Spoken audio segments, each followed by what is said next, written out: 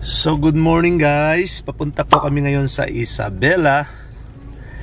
Bali, papaalis pa lang pa kami dito sa Santo Tomas, Batangas. So guys, titignan po natin kung gaano kalayo po yung aming probinsya.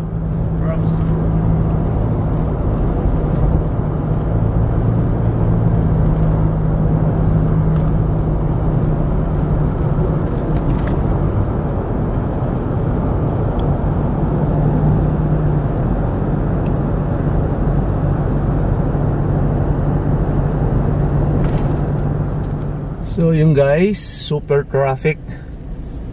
So nandito po kami sa may Pulilan Expressway. Kanina pa kami ang haba ng traffic ko. Hindi natin alam kung saan ang dulo nito. Kung ang dulo nito doon sa may Dao. Super traffic. Kikita nyo po, konti po yung galaw ng sasakyan, no? Pausok-usok po ng konti. 3 lane, full. Ang haba po ng traffic.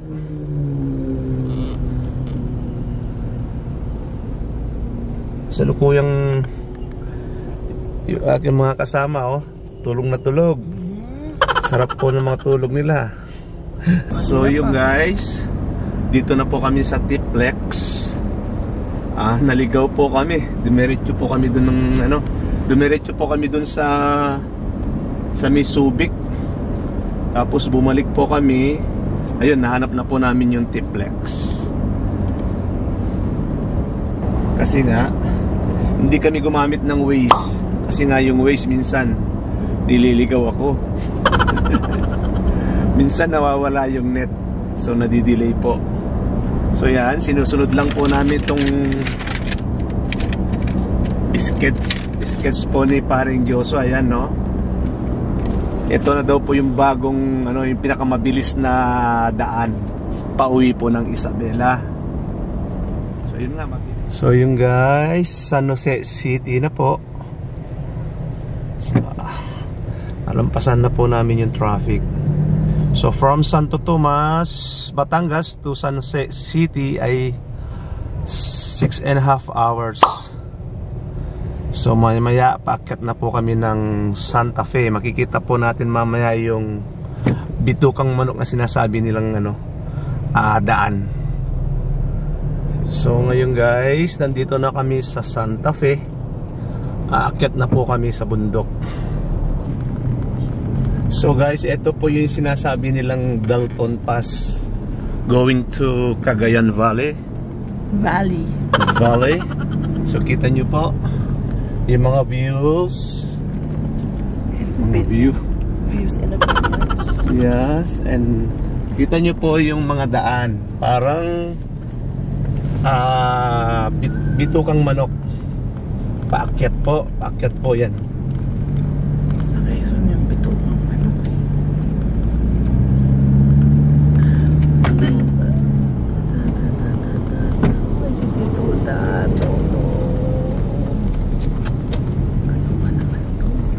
Ang hirap kasi yung mga kasabay yung mga trailer, ang bagal umakyat.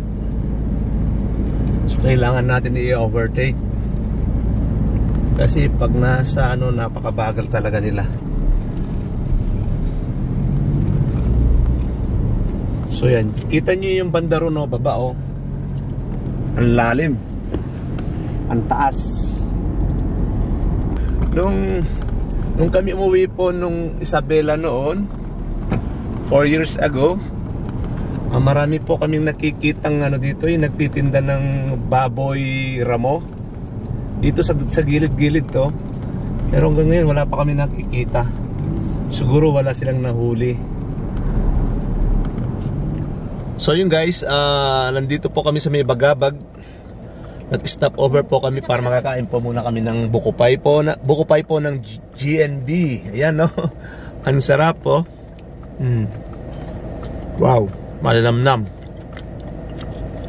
So alam nyo guys, dun po sa lugar na yon, marami pong nagtitinda ng bukupay.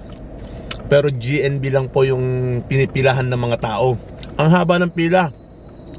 Ang haba din ng pila ng sasakyan. So sabi ko kay Mrs., maglakad na at ano kasi para hindi maano yung sayang yung oras. So kita nyo yung buko pay po nung GNB oh. Malilamnam na malambot. Ang tagal na kami kundi kumain nito, mga 4 years na. Kasi nung pandemic, di kami nakauwi ng Pilipinas.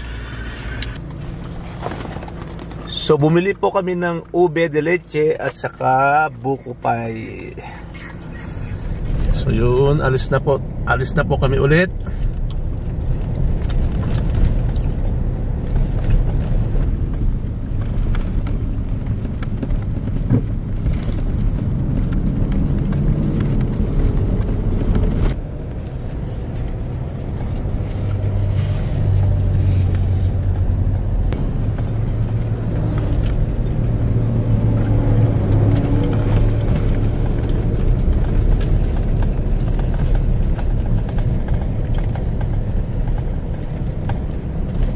Isabela.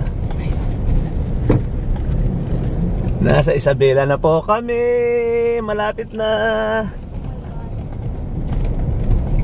Give me please. Give me please. Give me please. Talaga niya. Kala ko wala na. Kala ko hindi ko nakikita na yung Isabela. Siyempre guys, andito na kami sa Isabela. Hindi namin palalampasin ang Pansit Kabagan. No. So guys, not syempre. Yun. Tagal ng biyahe namin. So meron pa kaming 2 oras. Andito na po kami sa Santiago. Wait. So nandito na po kami sa Santiago City. So may 2 oras pa po bago po maharating namin yung aming bayan ng Tumawini. Say hi. Hi. So tara na, titikman na po natin yung Pansit Kabagan. Wait lang.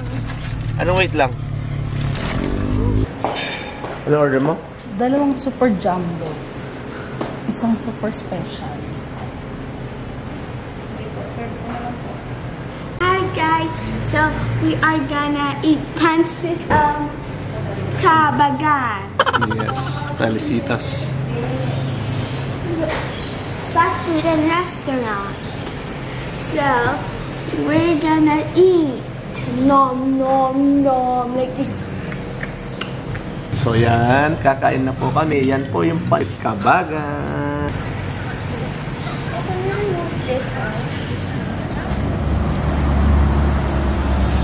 Usog ka, Pia? I'm sorry.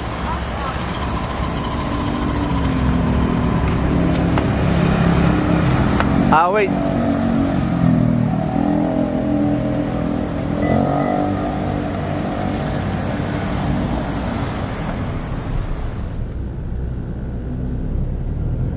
So guys, ilagan na po kami.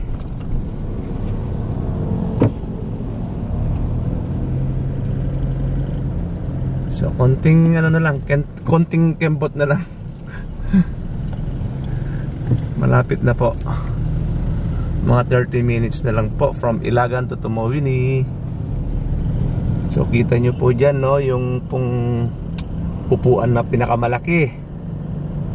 Naka-display po.